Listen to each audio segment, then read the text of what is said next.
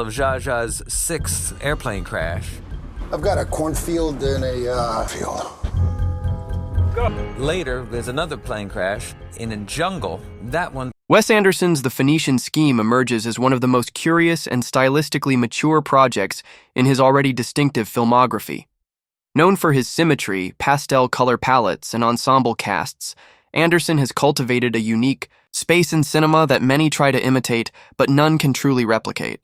With The Phoenician Scheme, however, he appears to be departing from some of his signature vibrancy and moving into a quieter, more melancholic territory, which has already drawn a lot of conversation following its debut at the Cannes Film Festival. The film, set in the 1950s, centers on a reclusive magnate named Zsa-Zsa Korda, played by Benicio del Toro, whose morally dubious empire and obsession with legacy sets the central conflict in motion. After years of silence and mystery surrounding his family affairs, Korda suddenly names his only daughter, Liesl, portrayed by Mia Threapleton, as the sole heir to his fortune and estate. The twist? Liesl has renounced worldly attachments and is in training to become a nun, having dedicated her life to spiritual service. This dramatic turn gives rise to the film's central tension: the inheritance of power, the limits of faith, and the attempt to reconcile two diametrically opposed life paths between father and daughter. Threapleton's performance as Liesl is being lauded as one of the film's most emotionally charged pillars. She brings a quiet strength and stoic presence to the screen, which plays perfectly off Del Toro's brooding intensity. Their dynamic serves as a slow-burn philosophical standoff between legacy and renunciation, between materialism and spirituality, and between familial loyalty and personal truth. Through their journey, the film explores the moral repercussions of empire building, the scars left by parental decisions, and the vulnerability required to truly connect with one's past.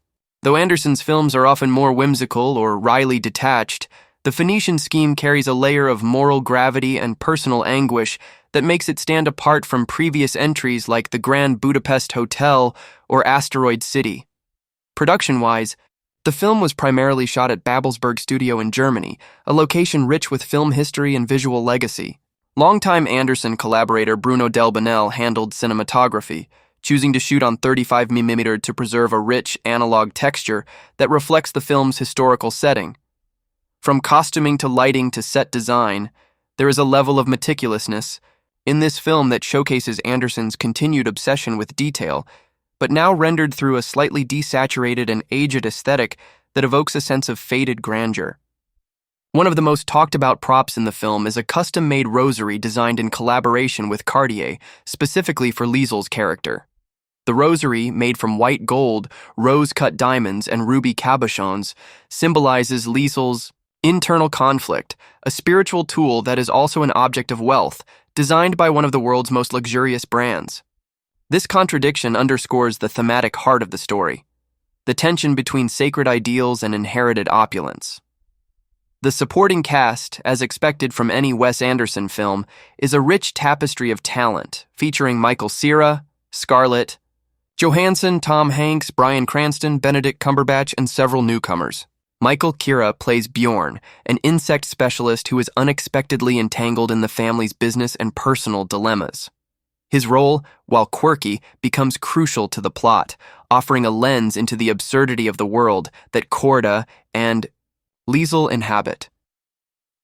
Bjorn is not just comic relief, though he certainly has moments of levity, but rather a character that bridges the emotional and intellectual gap between the two leads. Scarlett Johansson and Bryan Cranston appear in roles tied to Korda's mysterious past and help flesh out the backstory surrounding Liesl's mother, whose death serves as an emotional ghost hovering over the present narrative. The plot deepens when Korda and Liesl begin traveling together in an effort to understand one another, only to encounter an elaborate web of foreign terrorists, rival tycoons, and assassins. These elements sound like a standard spy thriller on paper, but in Anderson's hands they are filtered through a deeply emotional and philosophical lens. Every confrontation, every twist in the narrative is less about danger and more about what it reveals about character. Liesl, who begins as a morally rigid idealist, slowly becomes someone willing to navigate the gray spaces of real-world conflict. Meanwhile, Korda, who has spent his life manipulating systems and people for personal gain, begins to confront the emptiness of his victories and the cost of his dominance.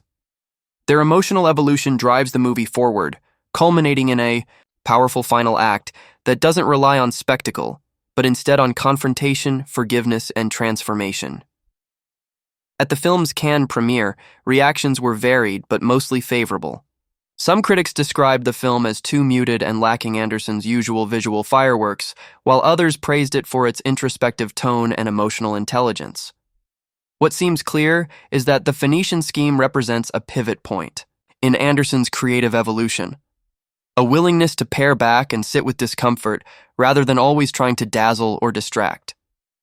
The visual composition remains precise and compelling, but it's now in service of a story that is asking more profound questions than ever before. What do we owe to our parents? Can legacy be a burden rather than a blessing? Is redemption possible? For those who've spent a lifetime taking rather than giving. And perhaps most significantly, can people from entirely different value systems ever truly understand each other? Behind the camera, Anderson reportedly worked closely with his production team to craft a tone that was consistent throughout the film. A sense of quiet dread, punctuated by surreal humor and brief flashes of intimacy. The musical score, composed by longtime collaborator Alexandre Desplat, leans heavily into minimalist strings and analog synths, creating a sense of eerie calm that underscores the emotional distance between characters.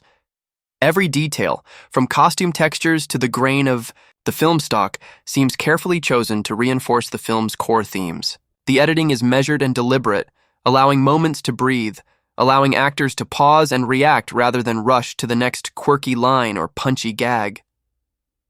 The decision to release the film initially with a limited theatrical run before expanding to wider release reflects the studio's confidence in the film's longevity and critical appeal. Films like this don't always dominate opening weekends, but they tend to find loyal audiences over time, viewers who are drawn to layered storytelling, subtle performances, and thematic complexity. With discussions around the global film economy and the rise of streaming, Anderson also made some lightly humorous comments at Cannes about the potential impact of new tariffs on international films.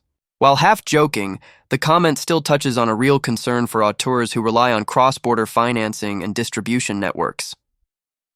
In the end, the Phoenician Scheme seems poised to become a significant entry in Anderson's filmography, not necessarily his most beloved or commercially successful, but potentially his most emotionally resonant. It's a story that dares to slow down, to sit with moral ambiguity, to allow its characters the space to wrestle with real dilemmas rather than being reduced to mere aesthetics or archetypes. For viewers, it promises a cinematic experience that is both visually engaging and intellectually nourishing, a rare combination in a film landscape increasingly dominated by formula and bombast. Whether audiences leave the theater uplifted, challenged, or simply intrigued, one thing is clear. Wes Anderson is still evolving, and the Phoenician Scheme is proof that his creative journey is far from over.